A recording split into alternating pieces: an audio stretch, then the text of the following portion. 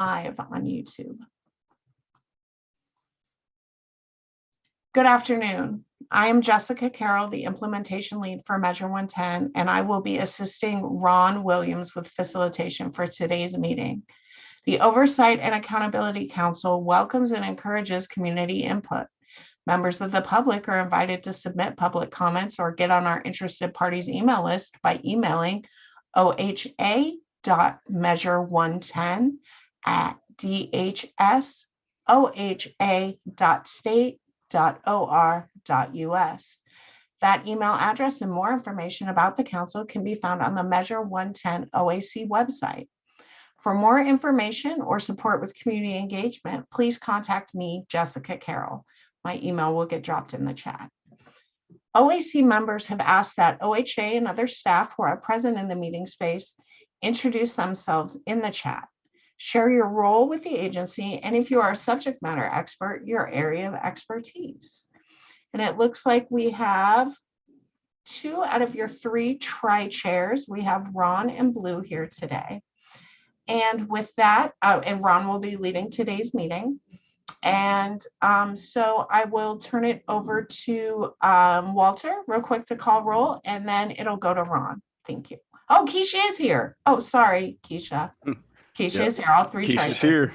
All right. Good afternoon, everyone. I'm going to take roll and just say here after I call your name. Amy.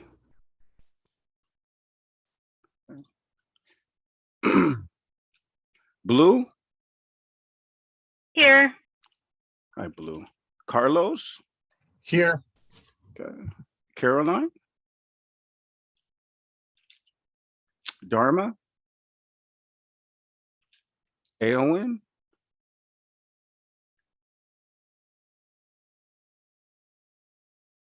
I'm here. All right. Thank you. Henry. Here. Oh, okay. Henry's here. Okay. Thanks, Henry. Hubert.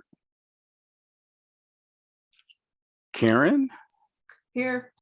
Hey, Keisha. Here. All right. Lana. Leticia. I'm here. Hi. Melinda. Here. All right. Morgan. Here. All right. Nicole. I'm here. Okay. Hey. Onisha.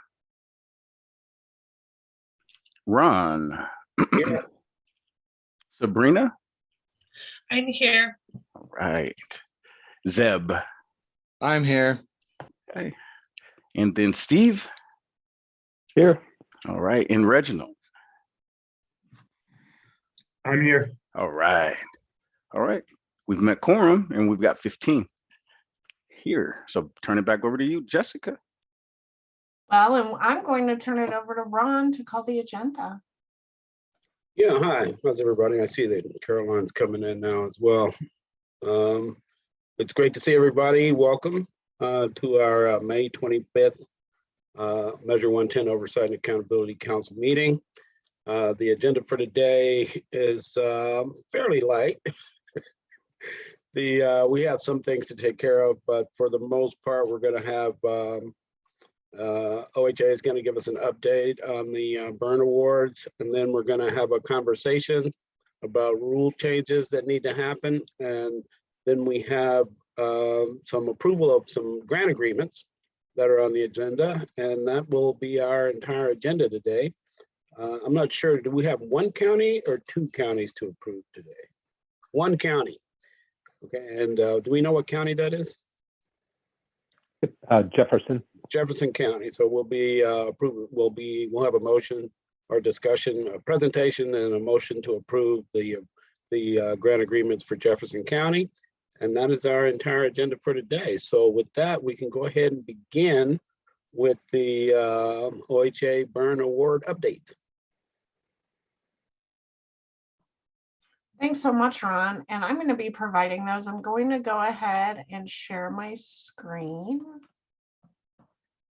All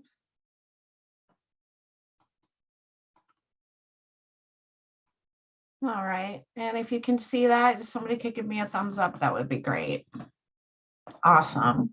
All right, thanks. So this is the burn application update for today, May 25th, 2022. As you know, as everyone I think here and watching is well aware, the subcommittees are continuing to review applications in counties twice a week. These are the times. All of those are available on the OAC website. And here's an exciting look. This is the schedule for this week. So Tuesday already happened. Thursday, subcommittee 2 is going to look at the remaining applications in Jackson County. And then Yamhill, Malheur, Deschutes, and Klamath. And subcommittee number 1 is going to look at Josephine and Union. And possibly we could be done this week. That is, also up to the subcommittee and if they need additional time. Here's some more exciting news. The subcommittee has approved applications for the following counties. So you'll notice Harney is in green, and Harney is in green because it is complete. The agreement has been signed by the tri-chairs. Thank you, tri-chairs, for being ready and willing to get that signature on there in a very quick fashion. So here are the rest of the counties. And then we're going to move to the applicant meetings. We talked about this after letters of intent to award are sent. OHA is setting up meetings. With the approved applicants continue. And they provide general information about Measure 110 timelines and requirements, grant agreement templates, models for the MOUs. They provide facilitation and technical assistance and electronic fund transfer details at these meetings. Here are the completed meetings that have happened. I believe these are the initial meetings that have happened. And then there are also follow-up meetings scheduled. This is what the schedule looks like through the end of next week. So as you can see, we're rolling along, getting those meetings scheduled so we can continue this process. Next. And I think we've kind of gone over this, I think, several times. There's the welcome meeting. We look to make sure that the full burn is complete. We need to ensure that everybody has an MOU and that the funding is under or at the allocated amount for the county. Then it goes to you all and you approve it, and then it goes back to get signed by the tri-chairs, and then the money gets dispersed. So just a little reminder of what that process looks like. And that's just kind of saying the same thing. So I think I'm going to end there with the thank you and turn it back to Ron. Stop sharing. Thank you. Thank you. I appreciate that presentation. Does anyone have any questions for Jessica?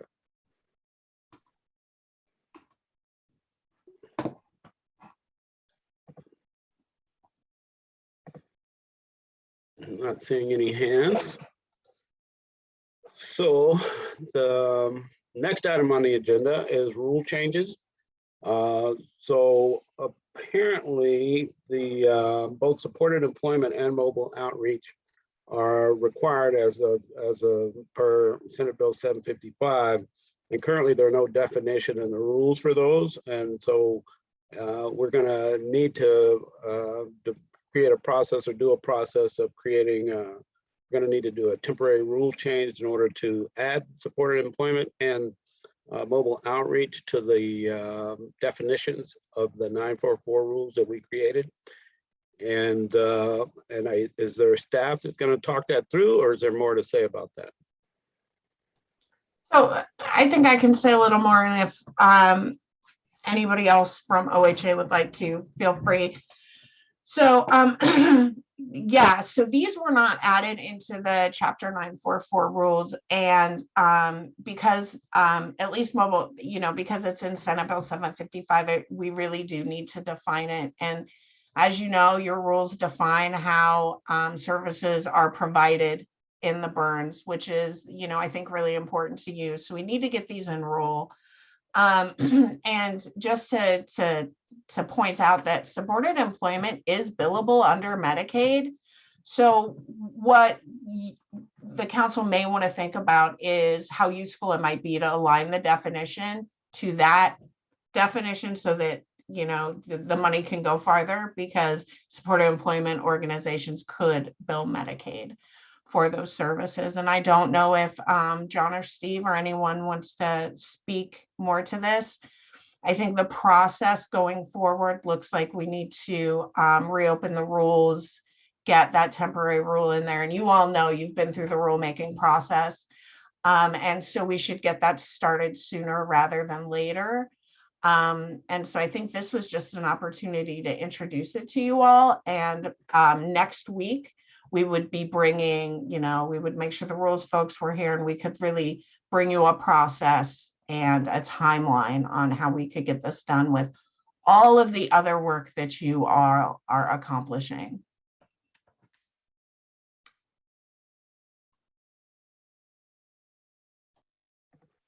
Yeah, thanks for that overview, Jessica. This is Steve. I don't have anything to add from what you just described. I'm not sure if John wants to weigh in. Well, just real quickly, I mean, the other reason why we need to get it in the rules is because the rules are referenced as part of the grant agreement. So we need to actually, and supported employment as part of the grant agreement. So we need to have something that it's actually referencing. So that's the most practical part of this as well. So thanks.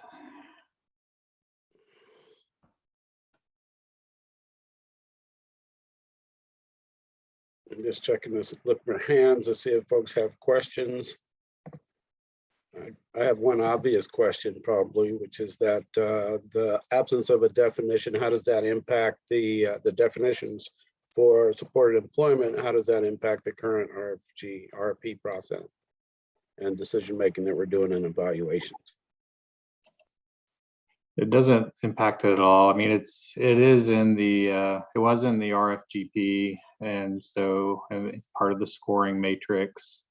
So we've approved people for the service. It's just in the grant agreement that they're signing, makes reference to the area in the rules that outlines all the services, and we need to add that as a service. So the temporary process will happen pretty quickly, and like Jessica said, they'll go over that with you next week, but it'll be in place before anyone's actually geared up to move forward on services, even if symmetry is like blazing forward at hypersonic speeds. So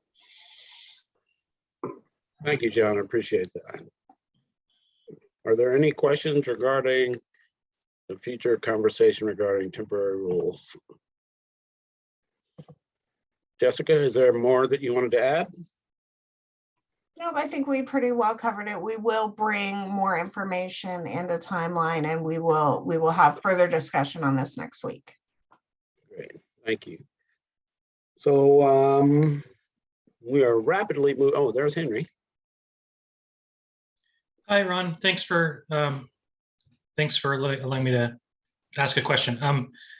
So could we maybe have some, Jessica, you'd mentioned that there is some language about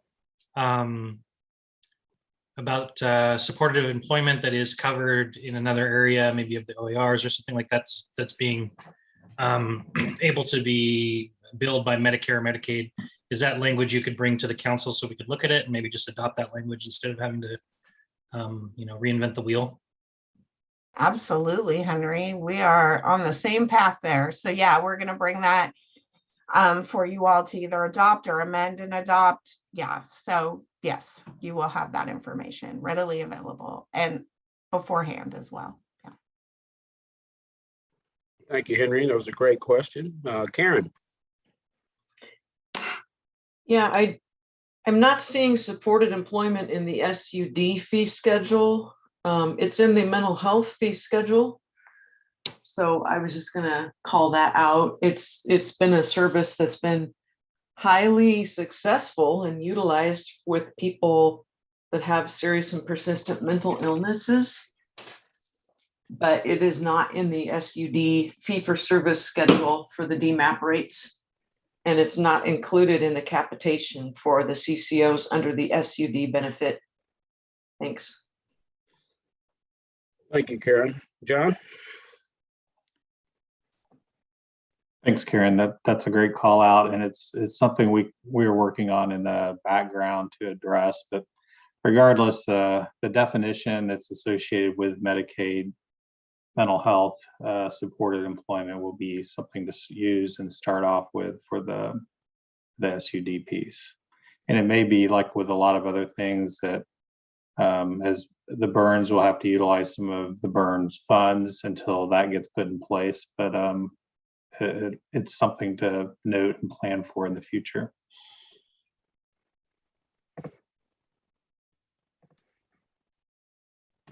Thank you, John. Karen, did you have a follow-up, or are you good? Nope, that's good. I was just calling that out, and that makes sense. Thanks, John.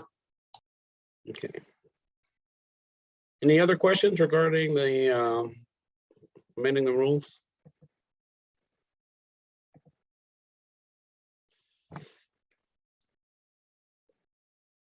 We'll pause here to make sure. Okay, in that case, I think we can move on to the next item on the agenda, which is the approval of the Jefferson County grant agreement. Is it multiple grant agreements, or is it one burn? I'll let you just go ahead and talk it through, Steve. I know you have a presentation. Yep. And we're all looking forward to it.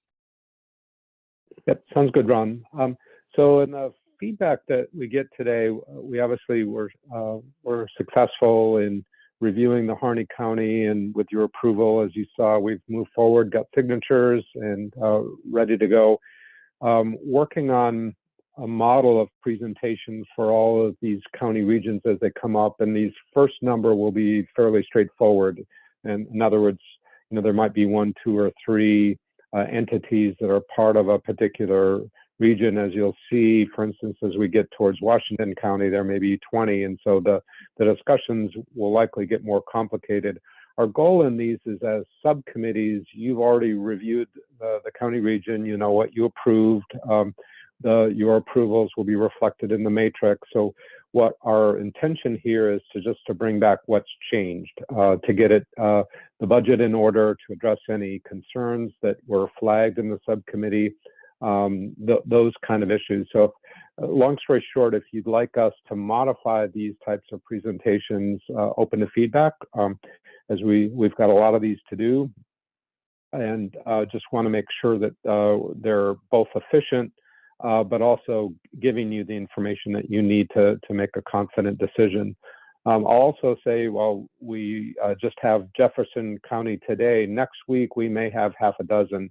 There's a lot of conversations that you saw in Jessica's overview going on, and I think we're nearing completion on quite a few of them. So hopefully you'll see this process begin to accelerate as these discussions move forward. So this is the Jefferson County region. Next slide. And just as a reminder, there was one entity that was able to provide all of the required services. That's Best Care. So you see that in the matrix. So in this case, we didn't have to negotiate to fill in any of the gaps. The requested amount was $2.4 million and some change. The allocation for Jefferson County, according to the formula that you approved, was just over $2 million. So there was a $430,000 allocation excess that needed to be addressed by Best Care, and you'll see how they did that. Next slide, please. So these were the concerns that were flagged by the subcommittee. The first is questions about how Best Care would ensure harm reduction to improve well-being for people went beyond opioids. And so they made it clear in their proposal that their approach to harm reduction is focused on a variety of substances, including alcohol, methamphetamines, opioids, et cetera. So they're confirming that it's not limited to opioids. And they're saying that their approach to harm reduction will be tailored to specific cultural groups, and it's confirmed that the harm reduction services it provides align with Chapter 944 rules and Chapter 475 rules, if you recall those confirmations or those conversations. And then the housing model and philosophy, there was some questions about whether or not this was an abstinence-only housing. You also see that how they met their budget was to simplify or to scale back one of their housing offerings. But the piece that will be maintained in their proposal includes the transition house, low barrier housing for houseless individuals. Warm Springs tribal members are a priority population for this particular housing piece, not exclusively, but as a focus. This transition house will provide wraparound services that will be provided along with low barrier services. And no one will be in danger, they assured us, of losing their housing due to relapse or substance use. Next slide. And I think this is the last slide. It just shows how they reconciled the budget. Again, you'll see the initial request, just over 2.4 million. They needed to reduce by 430,000. They did that, you'll see at the bottom, by removing the capital cost for a project, the Latinx focused housing recovery, house expansion. So they still would like to do that, but they're open to seeking alternate sources of funding for this project. So it is being cut. As you saw earlier in the earlier slide, they're still maintaining housing as part of their proposal. They just won't be able to add this particular piece of capital outlay. I think that's it for the slides. So happy to take questions. Thank you, Steve. It was very clear, very concise. Blue. I just wanted to know if they will be providing a syringe service program in that county. May ask Jessica or someone else to weigh in. I think there's a challenge in Jefferson County with syringe distribution. Do I recall that correctly? Some counties have put additional restrictions on that. I am not entirely sure if Jefferson County has that, is one of those. I think the short version, Blue, is I may be confusing this with another county because there's a couple of counties in play, but if it's permissible by the county, they certainly intend to provide it, and they are an organization that can act in accordance with those statutes that you saw. So I think it's their intention to do that unless county regulations prohibit it. Thank you, Steve and Blue. Are there any other questions?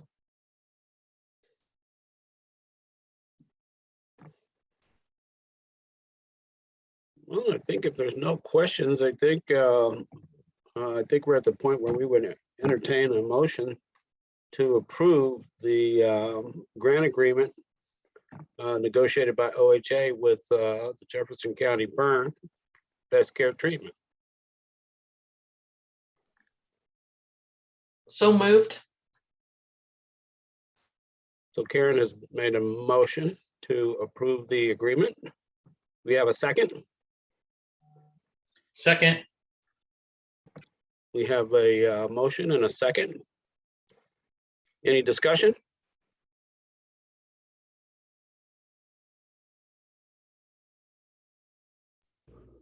All right, let's vote. Motion on the all right, motion on the table. Amy is not here. Blue, how do you vote? Yes. Okay. Carlos? Yes. All right. Caroline? Yes. All right. Dharma? I'm gonna abstain. Okay. Aowen?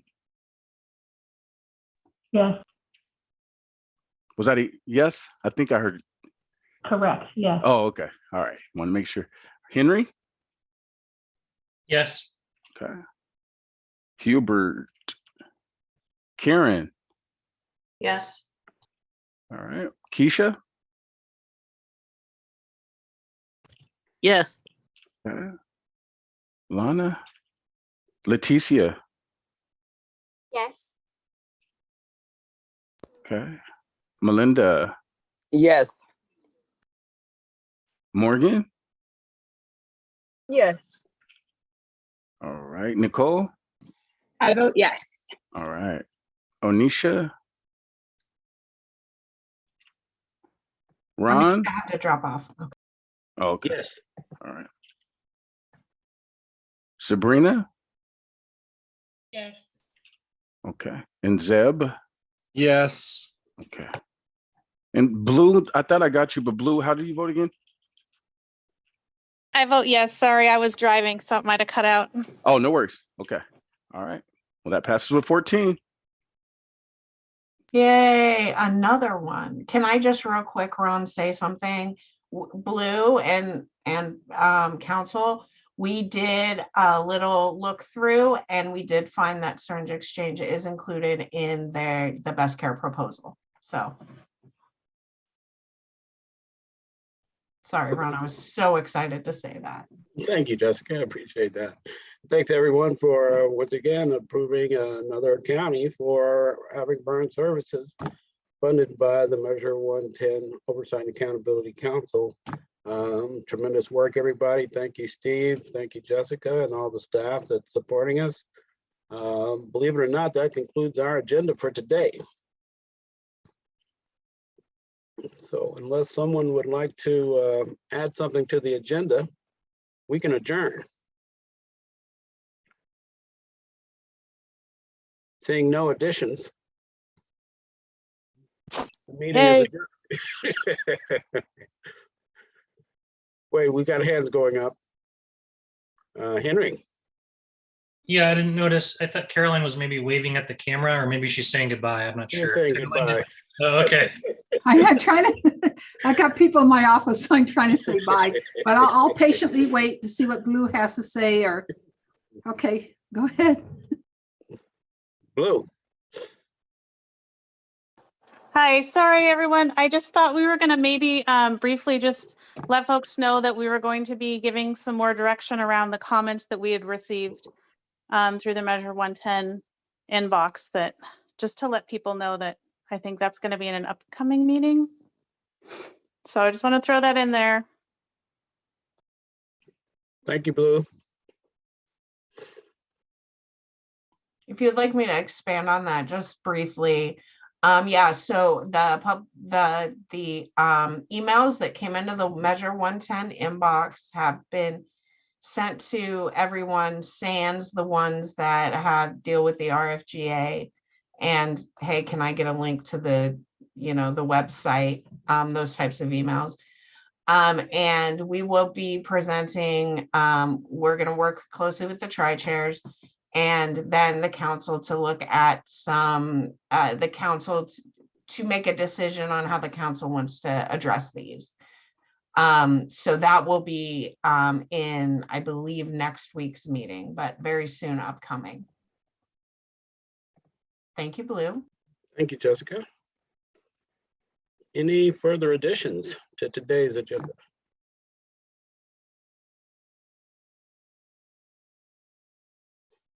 Well, with that, I'm going to go ahead and adjourn the meeting. I want to thank you all for coming today. We look forward to seeing you all next week. And for those of you working in the subcommittees, you're doing tremendous work. You're making great progress. We salute you, hands off to you, and let's keep at it and get this done. Thanks, everybody.